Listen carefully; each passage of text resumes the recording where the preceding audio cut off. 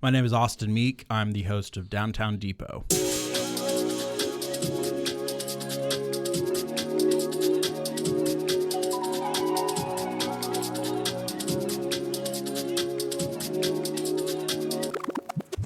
Hey, I'm Mike.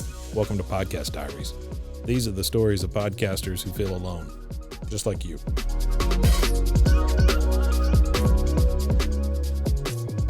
Hey, welcome back to the show. Austin Meek is here with me to talk about his podcasting journey. Austin, how you doing? I'm very well. Good. Happy to be here. Good. So tell me about you. Who are you and what do you do? So my name is Austin Meek. Mm-hmm. I am a righteous dude, live in Waco, single dad. That. Yeah, that's great. Podcast host since September 2016. 2016, wow. But actually, technically, even before then. So I graduated from college in 2012 at A&M. Okay. And when I was in school, I had a radio show on our local A&M station, KWBU. Yeah. And that's where I got behind the board and learned how to be able to produce my own show, which was super helpful for me. Yeah. But it is really helpful when you're in the studio and you know what's going on behind the glass. Yeah. Even if these days I'm not the person who edits Downtown Depot, right? But I could if I needed to in a pinch, and it has given me so much more respect and understanding for that process. Yeah. If I'm asking you to go in and make an edit here, that's right. I actually know what it takes to do that, and it's easy to say, we'll clean it up in post. And in reality, it's a lot more difficult to do that. You know, we were just talking about someone that we will not name here, but that happens a lot with shows, because if you don't have necessarily the experience of going in and doing those things, like we're doing a pretty labor-intensive show right now. Each one of the episodes is only like 8 minutes or something, but we're doing sound effects, we're doing soundscapes, music, all the stuff, It just takes a while. I realized on Downtown Depot, I would about once a month start my show with what I called a super spot. Yeah. And we called that the small business spotlight. So I would take my recording gear. I would go to a small business like the Shoe Cobbler there on 18th and Herring, or I'd go to Reckless Iron Works or Baked Bliss. And I want to get a recording of the door opening and the oven closing and the sink turning on. Yeah. And it made the 3 or 4 minute program feel so rich. It's a whole different thing. Yeah. But it would take me probably 5 or 6 hours to put it together. That's right. Yeah. And when you're listening to a podcast or radio show, it's really hard to know how much time and expertise went into making that sound the way that it does. If you have not done it, it's tough. That's a really good point. So tell me about your show. Where'd it come from and what's it about and all of the things? So in 2016, my wife and I had a business called Pokios, which was a cookie and ice cream business here. And we'd started it in April 2015. Was and still is, although there's another couple who's running it now. Yeah, it's great. And I was essentially living in a food truck and was hearing all these stories about, this restaurant's opening or this bar's coming to town. Right. And I would never see it written about in the newspaper. Mm-hmm. And that's simply because there's one person who's on the business beat. He's in his 60s. He's probably not off and out after 9 p.m. Right. So I was just privy to information that small business owner to small business owner you would talk about, but you wouldn't necessarily share with a member of the media. Sure. And so I just realized, gosh, there's so many stories that are happening about incredible entrepreneurialism in Waco, and no one is really hearing these besides the select people who are in this food truck group. So because I had my radio show in college, after that I worked for a company called Texags that covers A&M sports and did a lot of production and radio for them in 2012 and 13. And I literally sent my reel from Texags. I got to host the Texags radio show a few times. That's cool. And I literally sent that reel to Brody Bashaw at KWBU, and I said, hey, I used to do radio. I haven't done it in a few years, but I'm a small business owner. Would you let me have a show where I talk to other small business owners about what's happening in Waco, what their stories are? And I got to say, she was not super excited about it. I've met her. I know what you're talking about. Yeah. Yeah. It's a bit of a personality for her. But yeah, and I'm assuming with her job, you have to be a little standoffish. I mean, she's running a radio. She's got to get ideas from just random people all the time. Oh, absolutely. But cookies were always a really good bargaining chip. So show up with cookies. I'd sent her my reel, told her a little bit of the vision, and very non-committally she said, "Hey, we're not going to record anything live, of course, but if you want to come in and tape something, you can bring a guest. Sure, we'll try it." What they didn't know was that my father-in-law, not my wife's, but my sister's father, is this guy, Kyle Deaver, who was the mayor of Waco. Yeah. So I actually showed up to the studio for my very first interview to tape it with the mayor. And apparently, Kyle's one of those guys who's got a million things going on. Yeah. So, like, apparently they had been trying to get a hold of him to do an interview for many moons. Yeah. And he had always just kind of willingly or knowingly or not had kind of said no thanks. But so I was able to bring this guy, and they were like, "Okay, clearly you can pull. You didn't trip over yourself during the interview, so we'll let you record with someone else." Yeah. And so all that to say, that was September 2016. It's now, December 2022. I've done 141 episodes. Wow, that's great. That's a good run. So we were talking earlier, and you say you do it twice a month, right? So I hate the term biweekly because it doesn't sound like it's biweekly, but that's what it is. So tell me about you're unique to this type of environment because you do a podcast, but you're also on the radio. So tell me about that tie with like NPR and how that all works. So 103.3 FM is the NPR affiliate in Central Texas. Right. So my show is technically an NPR show. If you wanted to hear it first, you would listen on a first or third Friday of the month at 11:30 on 103.3 FM. Wonderful pitch. After that finishes at noon, the embargo lifts, and that's when the podcast gets uploaded to Apple Podcasts and to the NPR app, NPR One. Sure. And so it functions largely like a podcast. It's basically a podcast that people can listen to live when it drops. Yeah. And the way that Nielsen measures listenership, it's just quite silly. Yeah.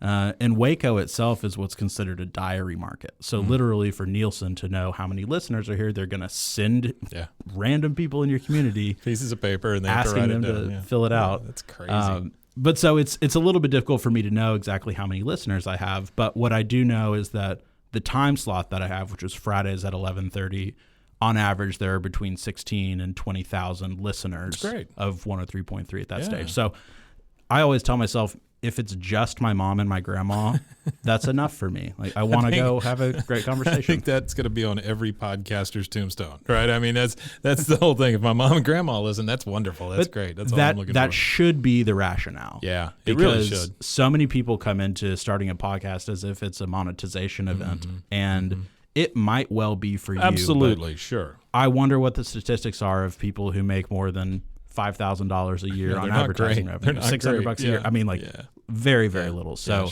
as long as it's about something that turns you on, it doesn't totally matter if other people are listening or not, because some people are trying to find a way to externally process the stuff that they're learning. And worst case scenario, you get to dive into a subject and you get to learn it and study it intimately and hopefully have some level of expertise that comes in and helps guide your exploration of it. But to me, that's what podcasting about.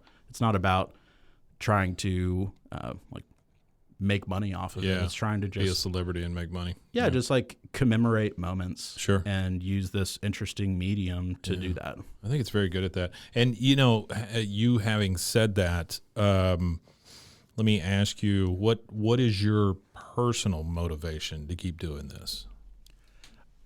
One, it's my best networking tool. Okay. Pretty much anyone who's in the Waco area, I feel confident that I could get their number or I have their number. And even if they don't know me personally, when I can say, Kyle Deaver, the mayor of Waco, he's been a guest. And Dylan Meek, the current mayor, every city council person, that's the kind of stuff that builds me credibility. So that's one of my motivations, is just being able to have a wide network of people. But secondly, it's definitely my best personal development tool. Okay. Like I've got the professional side, but getting to talk to someone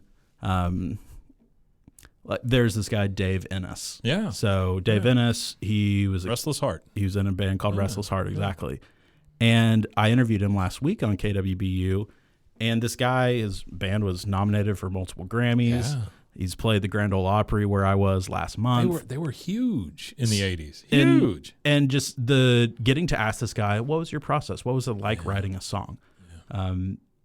Learning from him and the ability to learn from guests I have on the show, that is by far the way that I have gotten smarter over the last 6 years and really helped tighten some screws that I had in my own entrepreneurial tool belt. And I've been able to find more tools and add to those and sharpen the tools that I have.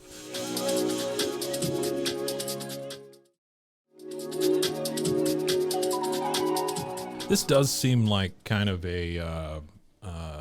it's a super icebreaker, right? And it is a character builder. It is a talent revealer, right? You get behind the microphone, you get into this room. You know, we do audio and video both. My favorite is audio because I feel like people come in here, they hear their voice, they hate it, and yet they keep talking, right? And it's amazing what comes out of people sometimes. That if you, I think of it this way, right? I've told my wife several times, and I think our engineer, Reagan, and I have talked about this before. If you ever said out loud the things that people say in songs, you would be put in a mental institution, right? Because it's ridiculous. This is like a song almost sometimes. Things come out in here that you just wouldn't get in a normal conversation, you know? So have you had that same experience in your radio show/podcast? One thing that I like about podcasting in general is that there's an air of informality to it. With my show being an NPR show, it's recorded at KWBU studios. I'm not going in, 3 beers deep, passing around one with all my friends. So the conversations that I would have in a more informal setting like this are different from the ones that I have there. So they're both opportunities to learn differently, and the conversation that would sprout up between you and me in this environment is different from the one that would sprout up there, but they're both totally genuine sides of me and my personality. Yeah. And that's what I like about listening to podcasts too, is I imagine, I wonder what I would say if I was on the Tim Ferriss show. Or if Tyler Cowen was having a conversation with me on his show, Conversations with Tyler, which is one of my favorites. Yeah. How would I respond to this question? So I feel the same way when I watch a movie too. I watched Avatar yesterday. Oh yeah. Just thinking about how I would manipulate my tail to swim through. How blue would I be? Yeah, things like that, sure. Exactly. So we talked a little bit about monetization and not going into it with that sort of mind. But what do you, as a podcaster, see as success in this field? I was at the Grand Ole Opry in Nashville in October, staying at the Opryland Resort, and I chased down an elevator and said, "Hang on, wait for me." And I said, "Floor 4." And then someone at the back of the elevator said, "Are you Austin Meek from Downtown Depot?" Oh, wow. A lady who was in this hotel room, not in a hotel room, she was in this hotel elevator with me. Yeah. And it turns out she was from Waco, and she happened to be there, and she had known the show. She's a supporter of KWBU. Yeah. That felt very successful to me. But I think ultimately I try not to put my success too much in metrics because once again, we know how wonky those are. I try not to measure my success based on the responses of the guests that I have on because sometimes people will come in and I don't really vibe with them. Yeah. I don't only interview my best friends. Sure. So for me, I measure... That's a good point right there. Yeah. Go ahead. Sorry. For me personally, I measure the success based on what do I know today that I didn't know 6 months ago, or what I know today that I didn't know before this conversation. Yeah. And there are always going to be synergy points if you were, wise enough and willing to open your mind enough to see the connectors. Yeah. But yeah, that's it for me. A question that I really like asking people is, what's something that you've changed your mind about? Yeah. And I try to ask myself that question after every conversation that I have. That's Because really great. I come in with what I want to talk about, and I'll have 2 or 3 things that are most important for me, but the rest of it, I want it to be free-flowing. And Sure. as much as I can make it feel informal in this kind of antiseptic NPR studio, I want to, because that's what's going to allow people to feel more open and give you that kind of response that you really want. Yeah. Like, I'm sure you have experienced this too, but the power of the pause, like being okay with that awkwardness between you, because one of us is going to fill it. And if I'm willing to, stand on my hill longer than you, you're probably going to get so awkward that you fill it in with an additional detail that maybe you thought at first glance, oh, I probably shouldn't share this racy part of the story. Yeah. And that's the part that everybody loves. So learning some of those conversational tricks and really just giving people space to talk, that's something that I've learned a lot. I tend to phrase it in a different way, but I have learned to shut up, during an interview. I don't have to talk while you're talking. Now, I've interrupted you a couple of times, so I have screwed with my saying there. But being a good interviewer, seriously, is just shutting up about half the time. I keep this business card in my wallet. Yeah, that's it. He just handed me a white card that just says "Stop talking" on it. That's absolutely right. I just have to remind myself sometimes. Yeah. I literally keep it in my wallet where I should have my driver's license, because where I could should just have open my up and driver's remember. license. Yeah. This show is honestly, it's very self-gratifying for me, because I get to talk to other people who do this, who have experienced some of the pitfalls and the successes.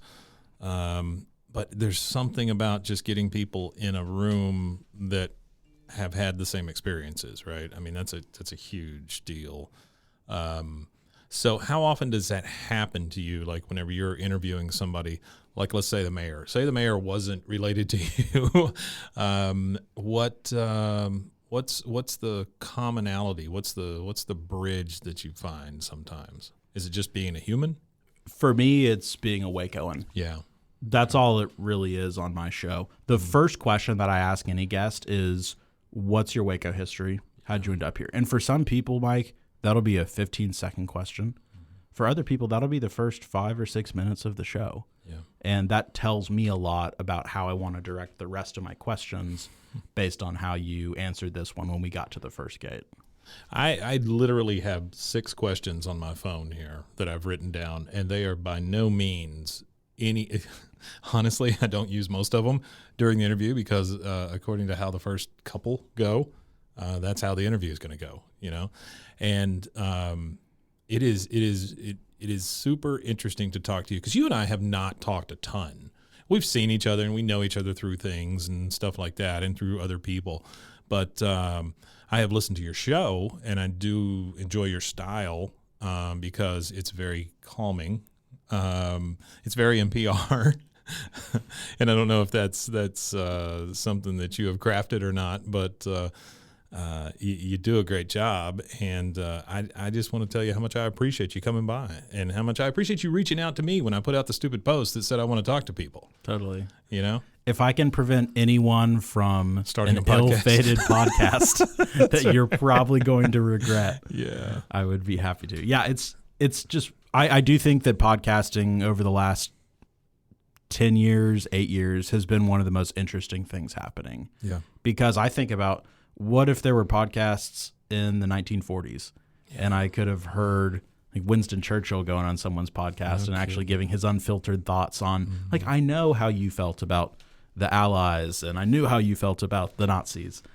But how did you feel about the sandwiches that were being served at Katz that week? Right. Yeah, right? Sure. Like, what is your favorite after work drink? Yeah. And I want to hear how you mix your martinis. That's the opportunity that podcasts provide, because there is a level of informality with it, especially doing stuff on Zoom where a lot of podcast interviews happen.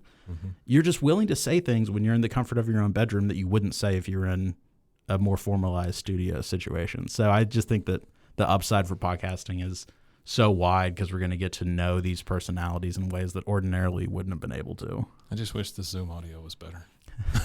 That's going to be one of those things where, like, even if you watch I was watching Barry Sanders highlights on the Detroit Lions. That's what I like to do when I don't know. Sure. And it's like early 2000s, and it looked so bad. Mm-hmm. And that was 20 years ago. Yeah. And what's this going to look like 5 or 10 years from now? Yeah.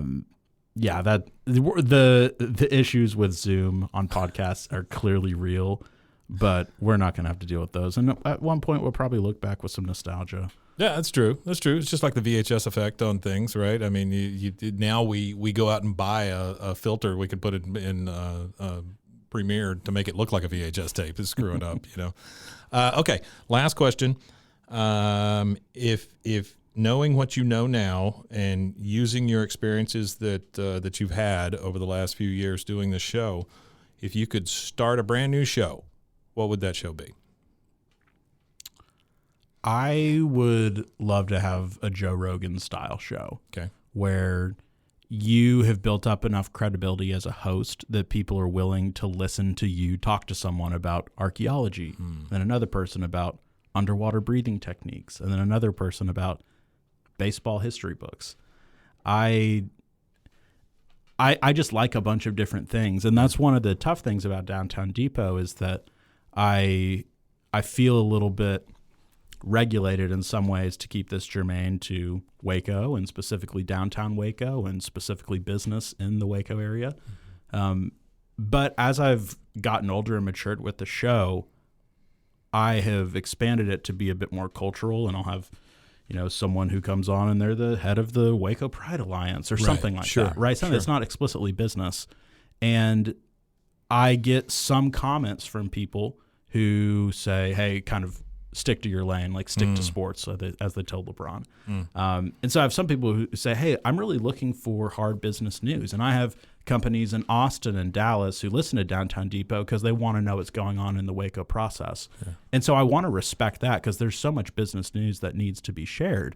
But I also have my own desires of getting beyond that and understanding, okay, well, sure, housing prices are going up, but what are the causes of housing prices going up? And if you buy in this neighborhood, what's the schools going to look like? Okay, let's talk to the school superintendent and see how they've changed their preparations for school safety. You know, all these things are connected. And if I had another show, it would be more of just a wide-ranging show about things that I'm into, but mostly I'm into Waco. Long-form conversation, that sort of thing. Yeah, like I'd love to, you know, crack a couple beers and hang out and have a conversation. Yeah. That's the kind of stuff that doesn't usually get recorded. Well, anytime you want to come by and crack a couple of beers and have a long conversation, I'm willing to do that with you. Well, I appreciate what you guys are doing, and I especially love, I saw that there was a show that y'all put out that's in all Spanish. Yeah, so that's a big market for us now, trying to get into the Spanish market, and we have released a true crime Spanish show, and it is there are just not many of them out there, and so I have learned a lot going through that process. I do not speak Spanish, so we had to hire a Spanish editor, and in addition to that market. Specifically, listeners in Mexico listen to podcasts completely differently than anybody else. And so you're talking about learning stuff from your conversations. Man, I have learned so much in the last 3 years through meeting people, talking about things, and just failing. You know, sometimes you just fail at things and then you learn. I mean, I guess that's really our best learning tool is failing. But anyway, I totally agree with you on that. And like I say, anytime you want to come by and have a long conversation, I'm happy to do so. Thanks for what you do, Mike. Appreciate you. Tell me one more time, full name and your show. I'm Austin Meek, host of Downtown Depot. Thank you, Austin. I appreciate it. You're welcome. Check out more podcast diaries and plenty of other shows at roguemedianetwork.com. If you have a story to tell, reach out to us. info@roguemedianetwork.com. This has been a Rogue Media Network production.